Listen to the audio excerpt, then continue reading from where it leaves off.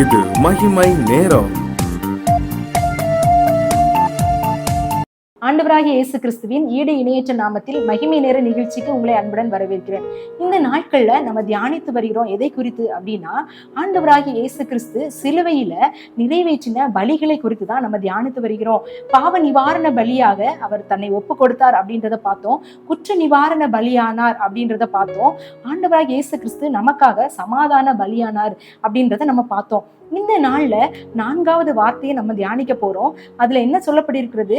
என் தேவனே என் தேவனே ஏன் என்னை கைவிட்டீர் அப்படின்ற வசனத்தை தான் நம்ம பார்க்கிறோம்.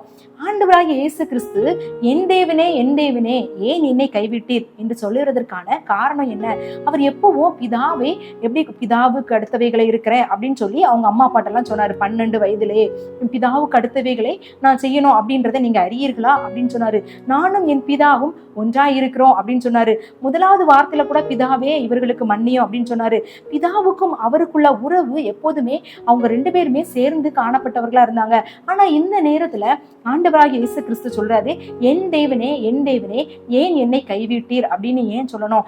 ஏன் தேவன் அப்படின்னு சொல்லி ஒரு மனிதர் நம்ம ஆண்டவரே தேவனே அப்படின்னு கூப்பிடுற மாதிரி ஆண்டவராகிய இயேசு கிறிஸ்து ஏன் தேவனே அப்படின்னு சொன்னார் அப்படின்னு பார்த்தா, உலகத்தின் பாவத்தை சுமந்ததுனால அவருக்கும் பிதாவுக்கும் இடையில அவர் பிதாவிடத்திலிருந்து என்ன செஞ்சாரு? விலக்கப்பட்டார் அப்படின்றத பாக்குறோம்.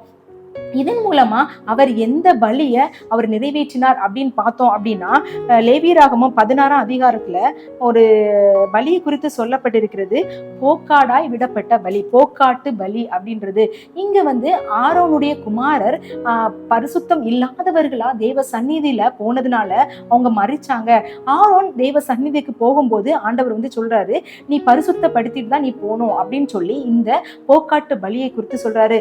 2 ஆடுகளை கொண்டு வரணும். அந்த 2 ஆடுகளுக்கு மேல சீட்டு போடணும். ஒரு ஆடு கர்த்தருக்கென்று சீட்டு போடணும், இன்னொரு ஆடு போக்காடாய் விடப்படுவதற்காக சீட்டு போடணும். அப்ப கர்த்தருக்கென்று சீட்டு விழுந்துச்சு அப்படின்னா அது பலி செலுத்தப்படணும். இது போக்காடாய் விடப்பட்டது என்ன செய்யணும் அப்படின்னா, அது இந்த இஸ்ரவேல் மக்களுடைய பாவங்களை அது சுமந்து அதை என்ன செஞ்சிடும்? வனாந்தரத்துக்கு அனுப்பி விட்டுறணும் அப்படின்றத நம்ம பாக்குறோம்.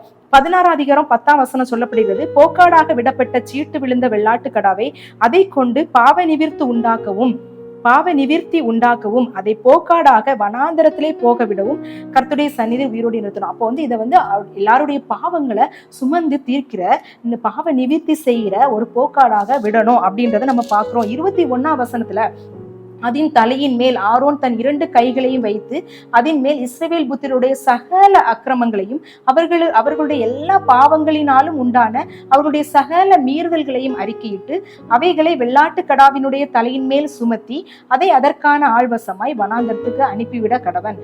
அந்த வெள்ளாட்டு கடா அவர்களுடைய அக்கிரமங்களை எல்லாம் தன்மேல் சுமந்து கொண்டு குடியில்லாத தேசத்துக்கு போவதாக அவன் அந்த வெள்ளாட்டு கடாவை வனாந்தரத்தில் போக விட கடவன் அப்படின்றத நம்ம பாக்குறோம். அப்ப இந்த போக்காடு பலி அப்படின்றது என்ன அப்படின்னா, இந்த ஆடு அந்த இஸ்ரவேல் ஜனங்களுடைய பாவங்களை அது பாவ நிவிர்த்தி செய்வதற்காக அது வனாந்தரத்துல விடப்படுகிற ஆடா இருக்கிறது. ஆண்டவராகிய இயேசு கிறிஸ்துவும் அதே மாதிரிதான் இந்த சர்வ லோகத்துல உள்ளவங்க, உலகத்தில் உள்ள எல்லா மக்களின் பாவங்களை சுமந்து தீர்க்கிறவராக இந்த சிலுவையில தொங்கினார் அப்படின்றத நம்ம பாக்குறோம். எபிரேயர் 13ஆம் அதிகாரம் 12ஆம் வசனத்துல சொல்லப்படுகிறது, அந்தபடியே இயேசுவும் தம்முடைய சொந்த இரத்தத்தினாலே ஜனத்தை பரிசுத்தம் செய்யும்படியாக நகர வாசலுக்கு புறம்பே பாடுபட்டார். நகர வாசலுக்கு புறம்பே இப்படி பாவ நிவிர்த்தி உண்டாகும்படியாக பாடுபட்டார், சிலுவையில தொங்கினார் அப்படின்றத நம்ம பார்க்கிறோம். நமக்காக நம்முடைய மீட்பு உண்டாகும்படியாக, நம்ம எல்லாருடைய பாவங்களுக்கும் அவர் ஒரு பாவ நிவிர்த்தி உண்டாகும்படியாக அவர் சிலுவையில தொங்கினாரு. இந்த பாவ நிவிர்த்தி கிடைத்ததுனால என்ன நடந்தது அப்படின்னா, நான் என்னுடைய பாவத்திலிருந்து விடுதலை பெற்று நான் ஆண்டவருக்கு பிரியமானவளாய், நான் பரலோக வாசியாய் நான் உள்ள வந்துட்டேன். ஆனா ஆண்டவருக்கும் பிதாவுக்கும் இடையிலான அந்த இடைவெளிக்கு என்னுடைய பாவம் காரணமா காணப்பட்டது. என்னுடைய பாவத்திற்காக ஆண்டவராகிய இயேசு கிறிஸ்து விலைக்கிரயம் செலுத்தினாரு.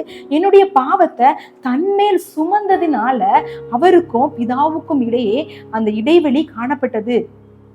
உங்கள் பாவங்களை உங்களுக்கும் தேவனுக்கும் நடுவாக பிரிவினை உண்டாக்குகிறது. உங்கள் அக்கிரமங்களுக்கே அவர் உங்களுக்கு செவி கொடுக்க முடியாதபடி அவர் பிரிவினை நடக்குது அப்படின்னு ஏசாயால நம்ம பார்க்கிறோம். இதே மாதிரிதான் பாவத்தை பார்க்காத சுத்த கண்ணர், பாவத்தை தன்னுடைய சரீரத்துல எந்த பாவம் அவர் செய்யல, ஆனா இந்த உலக மக்களின் பாவங்கள் எல்லாம் சுமந்ததினால ஆண்டவருக்கும் பிதாவுக்கும் அவருக்கும் உள்ள இடைவெளி வருகிறது. அதனாலதான் அவர் கூப்பிடுறாரு என் தேவனே என் தேவனே அப்படின்றத நம்ம கூப்பிடுறாரு.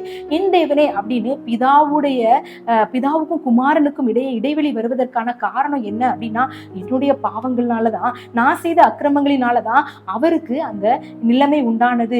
இந்த நாட்கள்ல ஆண்டவர் நம்முடைய பாவங்களுக்காக நகர வாசலுக்கு புறம்பே பாடுபட்டார் அப்படின்றத நம்ம பார்க்கிறோம். என்னுடைய பாவங்களை எல்லாம் சுமந்தார், பாவ நிவிர்த்தி உண்டாக்கினார். இந்த நாட்கள்ல நம்ம ஆண்டவரை குறித்து அதிகமா அவருடைய சிலுவை குறித்து தியானித்துக் கொண்டிருக்கிற நம்ம, ஆண்டவர் இந்த போக்காட பலியாக எனக்காக பலியானாரு, அதனால என்னுடைய பாவங்களை அவர் சுமந்து கொண்டதுனால நான் மீட்கப்பட்ட கூட்டத்துக்குள்ள வந்துட்டேன், நான் பரிசுத்த ஜாதியா மாறிட்டேன், அவருக்கு சொந்த ஜனமா மாறிட்டேன். ஆனா இன்னும் நான் மாறாம இருக்கீங்க அப்படின்னா இந்த நேரத்துல ஆண்டவருடைய சமூகத்துல நீங்க ஒப்பு கொடுக்க வேண்டியது மிக மிக அவசியமாய் காணப்படுகிறது. ஆண்டவராகிய இயேசு கிறிஸ்து நமக்காக பலியானாரு. அவர் தன்னுடைய நம்முடைய பாவங்களை எல்லாம் சுமந்து, அவர் பாவத்தை பார்க்காத சுத்தக்கண்ணன், என்னுடைய பாவங்களை எல்லாம் சுமந்ததுனால அவர் போக்காடாய் விடப்பட்டார், நகர வாசலுக்கு புறம்பே பாடுபட்டார் அப்படின்றத நம்ம பார்க்கிறோம். ஏசாயா 53 அதிகாரத்துல பாத்தீங்க அப்படின்னா நம்முடைய பாவங்களை எல்லாம் அவர் சுமந்து கொண்டார், நம்முடைய அக்கிரமங்களை எல்லாம் அவர் ஏற்றுக்கொண்டார் அப்படின்றத நம்ம பார்க்கிறோம்.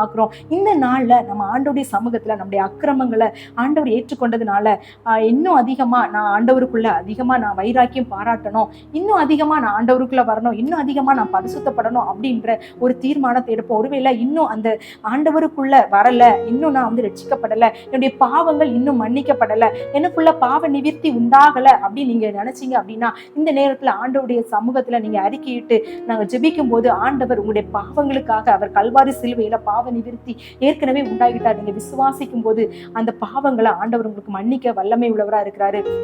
அன்பின் பரலோக பிதாவே, இந்த அருமையான வேலைக்காக உமக்கு நன்றி செலுத்துகிறோம். ஆண்டவரே, எங்களுக்காக எங்களுடைய பாவங்களுக்காக எங்களுக்கு பாவ நிவிர்த்தி உண்டாகும்படியாக நீங்க போக்காடாக விடப்பட்டீங்க அப்படின்றத நாங்க பாக்குறோம். எங்களுடைய அக்கிரமங்களை உங்களுடைய தலையின் மேல நீங்க சுமந்து கொண்டதுனால உங்களுக்கும் ஆண்டவரே தேவனுக்கும் ஆண்டவரே சப்பா ஒரு பிரிவினை உண்டானது போல ஒரு சூழ்நிலை காணப்பட்டது. இதெல்லாம் என்னுடைய பாவங்களினால, என்னுடைய அக்கிரமங்களினால ஆண்டவரே நீங்க ஒரு விசை எங்களுடைய பாவங்களை கல்வாரி இரத்தத்தினால கழுவீராக, எங்களை சுத்தப்படுத்துவீராக, எங்களை பரிசுத்தப்படுத்துவீராக. உமக்கு பிரியமான உமக்கு சொந்த ஜனமாய் நீங்க எங்களை மாற்ற வேண்டுமாறு ஜெபிக்கிறேன். எங்களை தாழ்த்துகிறோம், எங்களை வெறுமையாக்குகிறோம். கர்த்தாவே, நீங்க பெருகும்படியாக நாங்க சிறுகும்படியாக உங்களுடைய சமூகத்தில் ஒப்புக் கொடுக்கிறேன். துதி கன மகிமை உமக்கு மாத்திரம் செலுத்துகிறேன். இயேசுவின் மூலம் ஜெபிக்கிறேன் நல்ல பிதாவே, ஆமீன். தேவன் தாமே உங்களை ஆசீர்வதிப்பாராக.